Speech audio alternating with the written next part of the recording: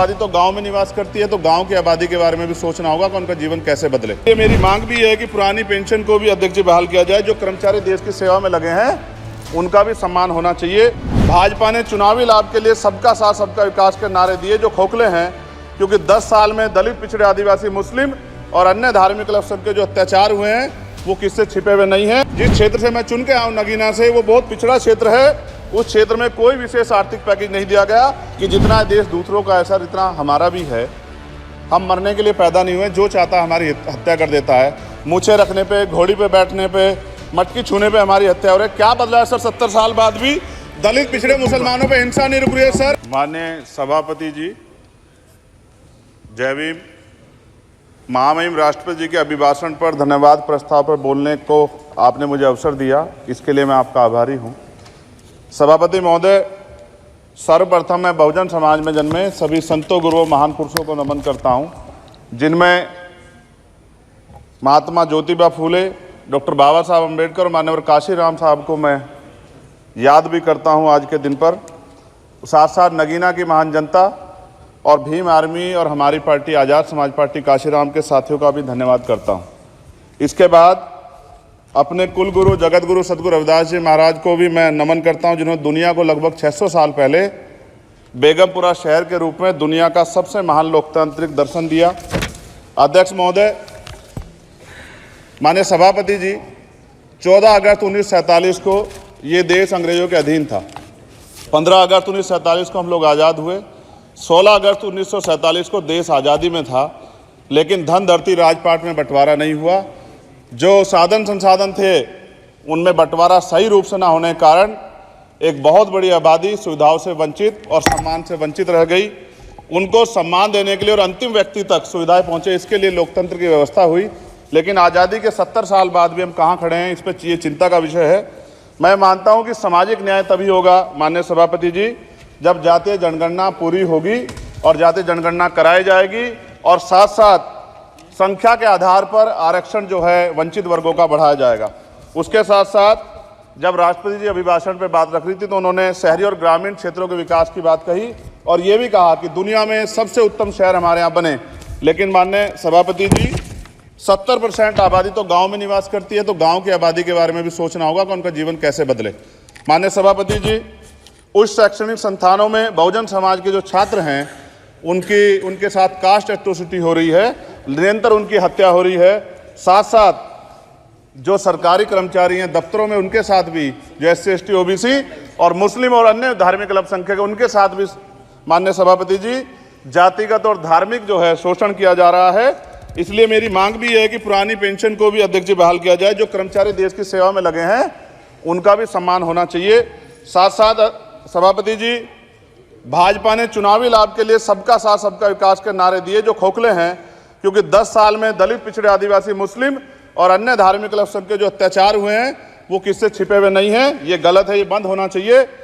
सभापति महोदय जी, महामहिम राष्ट्रपति जी के अभिभाषण में निजी क्षेत्रों में SC ST OBC को रिजर्वेशन देने का कोई उल्लेख नहीं हुआ है, जो कि आज चर्चा का विषय, क्योंकि 98% प्राइवेट सेक्टर है, 2% सरकारी सेक्टर है, तो 98% प्राइवेट सेक्टर में भी हमारी हिस्सेदारी की बात होनी चाहिए। माननीय सभापति जी, आशा कार्यकर्ताओं, आंगनबाड़ी वर्करों, भोजन माताओं के वेतन वृद्धि पे भी कोई उल्लेख नहीं हुआ है, वो भी अभी नंगे, उन पर भी सोचना पड़ेगा। माननीय सभापति जी, जिस क्षेत्र से मैं चुन के आऊँ नगीना से, वो बहुत पिछड़ा क्षेत्र है। उस क्षेत्र में कोई विशेष आर्थिक पैकेज नहीं दिया गया, रोजगार की सेवाएं नहीं है, नौजवान पलायन करता है। IIT, IIM, एम्स, केंद्रीय विद्यालय आदि शिक्षा में और चिकित्सा संस्थानों की स्थापना होनी चाहिए, जो कि नहीं है।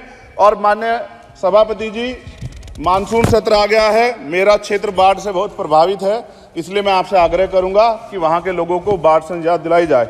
माननीय सभापति जी, चीन हमें आंख दिखा रहा है और लगातार हमारे देश की सीमाओं में घुसपैठ कर रहा है, इसलिए अग्निवीर योजना को हटाकर पुनः सेना भर्ती शुरू की जाए और साथ साथ भारत की सबसे प्राचीन व बहादुर रेजिमेंट में से एक चमार रेजिमेंट को पुनः बहाल करा जाए, ऐसा भी मेरा आपसे आग्रह है।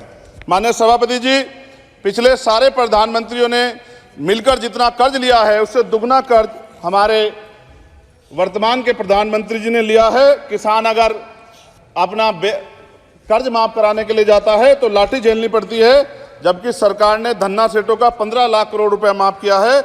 इस ओर हमें ध्यान देना पड़ेगा, हमारी आने वाली पीढ़ियों को ये कर्ज चुकाना पड़ेगा। माननीय सभापति महोदय जी, किसानों को एमएसपी की लीगल गारंटी तथा किसानों का कर्ज माफ होना चाहिए। साथ साथ 2 अप्रैल 2018 को SC/ST के बच्चों पे बहुत बड़े पैमाने पे मुकदमे लगे थे। वो हमारी लड़ाई सही थी, ये सुप्रीम कोर्ट ने माना और बाद में सरकार ने माना। वो मुकदमे तुरंत वापस होने चाहिए। माननीय सभापति जी, प्रेस जो है उस पर भी शिकंजा कसा जा रहा है। जो पत्रकार सरकार के खिलाफ बोलता है, नौकरी से हाथ धोना पड़ता है। और सोशल मीडिया हमारा हथियार है, उस पर तरह तरह के प्रतिबंध लगाए जा रहे हैं और विरोध करने वालों को सोशल मीडिया हैंडल भी सस्पेंड करा दिए जा रहे हैं। साथ साथ सभापति जी, पेपर लीक और परीक्षाओं के कैंसिल होने से देश के नौजवानों का भविष्य खतरे में है। नीट, यूपी सिपाही भर्ती सभापति जी और 69,000 शिक्षक भर्ती में आरक्षण घोटाला हुआ है। कोई पूछने वाला नहीं, खून के आंसू रो रहे हैं बच्चे, बेरोजगारी का दंश युवा झेल रहे हैं। इसलिए मेरा आग्रह है कि युवाओं के लिए कृपया समाप्त करें। चंद्रशेखर, माननीय सभापति जी, मैं पहली बार बोल रहा हूं, आप कहेंगे मैं बैठ जाऊंगा, मैं आपकी बात, मैं संवैधानिक मर्यादा का पालन करूंगा, मगर हम तो माननीय सभापति जी सुन ही रहे हैं। आप बोलिए, 1 मिनट। धन्यवाद, धन्यवाद। 1 मिनट और बोलिए। अध्यक्ष सभापति जी, नारी सम्मान की बात करने वाली सरकार, हमने मणिपुर देखा सर, हमने पहलवान बेटियों का हर्ष देखा सर, और हमने सर हाथरस की बेटी का हर्ष देखा सर, और हाथरस के परिवार को जो वादा किया था सरकार ने वो भी पूरा नहीं किया। और महिलाओं में भी, स्पेशली दलित, पिछड़े और मुस्लिम वर्ग की, आदिवासी वर्ग की महिलाओं के साथ आज भी NCRB का डाटा कहता है सर, जो जुल्म हो रहा है वो सहनीय नहीं है सर। साथ साथ कोविड में तैरती, हमने कोविड में बहुत सुना सर, कोविड में तैरती लाशें भी गंगा में हमने देखी है सर, और मजदूरों का हाल भी हमने देखा है। सभापति जी, बस सब समाप्त कर रहा हूं। नोटबंदी पे छोटे मजले उद्योग की जो कमर टूटी वो भी हमने देखी है। सभापति जी, शैक्षणिक संस्थानों, विश्वविद्यालयों में, चिकित्सा संस्थानों में OBC ST के योग्य अभ्यर्थी को NFS करके जिस तरह निकाला जा रहा है, लेटरल एंट्री करके जिस तरह हमारे रास्ते बंद किए जा रहे, ये भी हम देख रहे हैं सभापति जी। साथ साथ मेरा ये कहना है सर, ये सबका इशू है कि प्राइवेट कर्मचारी सर और सरकारी भी कई जगह पे 8 से ज़्यादा घंटों से काम करते हैं और उनको जो सर उचित वेतन भी नहीं मिलता। तो न्यूनतम वेतन 20,000 रुपये तय हो और 24 घंटे की ड्यूटी। उदाहरण के तौर पर यूपी पुलिस सर बहुत पूरा काम करते हैं वो लोग। वो राज्य के विषय हैं, आप यहाँ सर मैं आपके राज्य सरकार के लिए भी आपके संज्ञान में डाल रहा हूँ। विषय सर पुलिस सब जगह है सर, लेकिन सवाल ये है सर, बहुत पसीना बातें हैं, 8 घंटे की ड्यूटी और वेतन विसंगति, वोटर स्कीम से उनको जो बाहर किया जाए। माननीय सभापति जी, 1 मिनट चाहिए सभापति जी। राष्ट्रपति जी ने धर्म के बारे में बात की थी।